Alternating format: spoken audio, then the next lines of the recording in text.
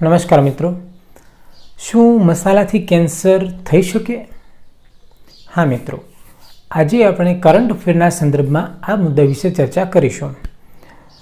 મિત્રો, તાજેતરમાં જ એક મુદ્દો ખૂબ ચર્ચામાં રહ્યો છે કે હોંગકોંગ અને સિંગાપોર દ્વારા કેટલીક ભારતીય મસાલા બ્રાન્ડ્સ પર રોક લગાવી દેવામાં આવી છે. હા મિત્રો, જોઈએ. 5 એપ્રિલ 2024ના રોજ હોંગકોંગની એક એજન્સી, સરકારી એજન્સી CFS એટલે કે સેન્ટર ફોર ફૂડ સેફ્ટી દ્વારા MDH મસાલાની 3 પ્રોડક્ટ્સ મદ્રાસ કરી પાવડર, સાંભાર મસાલા એન્ડ કરી પાવડર પર રોક લગાવી દેવામાં આવી છે. જ્યારે એવરેસ્ટ મસાલાની એક પ્રોડક્ટ ફિશ કરી મસાલા પર રોક લગાવી દેવામાં આવી છે. એમાંથી પ્રેરણા લઈ સિંગાપુરની સરકાર દ્વારા પણ 18 એપ્રિલ 2024ના રોજ એવરેસ્ટની જે પ્રોડક્ટ છે ફિશ કરી મસાલા, એના ઉપર રોક લગાવી દેવામાં આવી છે. મિત્રો, હવે આ રોક લગાવવાનું કારણ શું? તો ત્યાંની સરકાર દ્વારા કારણ આપવામાં આવ્યું છે કે આ મસાલાઓમાં એક કેન્સર પેદા કરે તેવું ઘટક અને એનું વધારે પ્રમાણ જોવા મળ્યું છે. તો શું છે મિત્રો આ ઘટક કે જેના દ્વારા કેન્સર થાય છે અને જેના લીધે આ સરકારોએ પ્રતિબંધ એટલે કે રોક લગાવી છે? તો મિત્રો, આ પદાર્થ છે એથિલિન ઓક્સાઇડ. હવે એથિલિન ઓક્સાઇડ શું છે ખરેખર?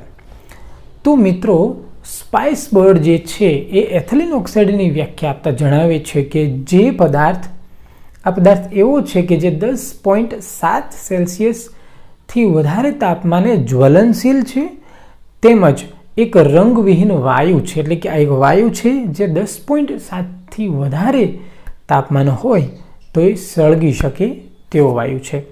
તો આવો જો પદાર્થ હોય તો એનો ઉપયોગ શું હોય મિત્રો? તો એનો મુખ્ય ઉપયોગ છે મિત્રો કીટનાશક એટલે કે એક પેસ્ટિસાઇડ્સ છે, જે ખાસ કરીને જે મેડિકલ સાધનો હોય છે એને જંતુરહિત કરવા માટે વપરાય છે.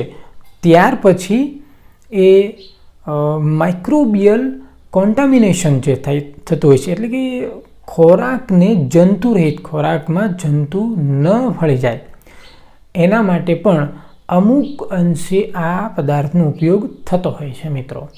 બરાબર. તો શું ખરેખર એથિલિન ઓક્સાઇડથી કેન્સર થઈ શકે ખરું? જોઈએ. તો WHOની એક એજન્સી છે મિત્રો, international agency four research on cancer. આ એજન્સી દ્વારા કેન્સર થઈ શકે તેવા પદાર્થોનું એક લિસ્ટ બનાવવામાં આવ્યું છે અને એને 4 શ્રેણીઓમાં વિભાજિત કરવામાં આવ્યું છે. ગ્રુપ 1, 2, 3, 4. એમાંથી જે ગ્રુપ 1માં હોય એ ખૂબ જ જોખમી પદાર્થો ગણવામાં આવે છે કે જેના લીધે કેન્સર થાય જ. તો મિત્રો, જ્યાં એથિલિન ઓક્સાઇડ જે છે એનો સમાવેશ આ ગ્રુપ 1માં કરવામાં આવ્યો છે એ WHO દ્વારા. તો હવે તમે સમજી શકો છો કે આ પદાર્થ કેન્સરકારક છે, એટલે કે કેન્સર એનાથી થઈ શકે. બરાબર. તો મિત્રો, તમને થાય કે તો આ બાબતે ભારત સરકારે અત્યાર સુધીમાં શું પગલાં લીધા છે મિત્રો? જોકે આ પદાર્થના ઉપયોગ પર પ્રતિબંધ જ છે, એનો ઉપયોગ કરવાનો નથી જ. આમ છતાં આ મુદ્દાને લીધે હાલમાં ભારત સરકારના જે ડાયરેક્ટર છે, સ્પાઇસ બોર્ડના ડાયરેક્ટર AB રેમાશ્રી દ્વારા જણાવવામાં આવ્યું છે કે આ બાબતે તપાસ ચાલુ છે, તપાસ થઈ રહી છે અને યોગ્ય પગલાં લેવામાં આવશે. બરાબર. ત્યાર પછી જે તે કંપનીઓનો પણ પ્રતિભાવ આમાં જોવા મળ્યો છે. કંપનીઓ દ્વારા જણાવવામાં આવ્યું છે કે જે તે દેશ દ્વારા અમારા પર કોઈ કાયમી પ્રતિબંધ મૂકવામાં આવ્યો નથી, આ એક ટેમ્પરરી રોક લગાવવામાં આવી છે. ઓકે મિત્રો, તો આશા છે કે આ મુદ્દામાં તમને કંઈક ખ્યાલ આવ્યો હશે.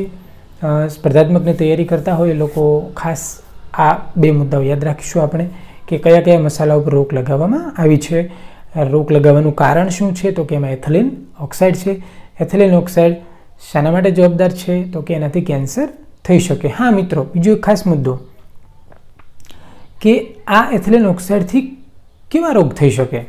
તો કે મિત્રો, એથિલિન ઓક્સાઇડથી બ્રેસ્ટ કેન્સર, લિમ્ફોમિયા તેમજ લ્યુકેમિયા જેવા રોગ થઈ શકે છે.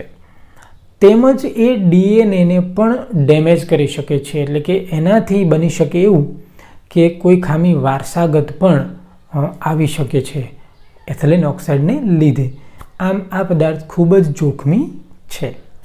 ઓકે મિત્રો, આશા છે કે તમને ઉપયોગી થશે અને કંઈક સારું તમને જાણવા મળ્યું છે. ઓકે મિત્રો, થેન્ક યુ.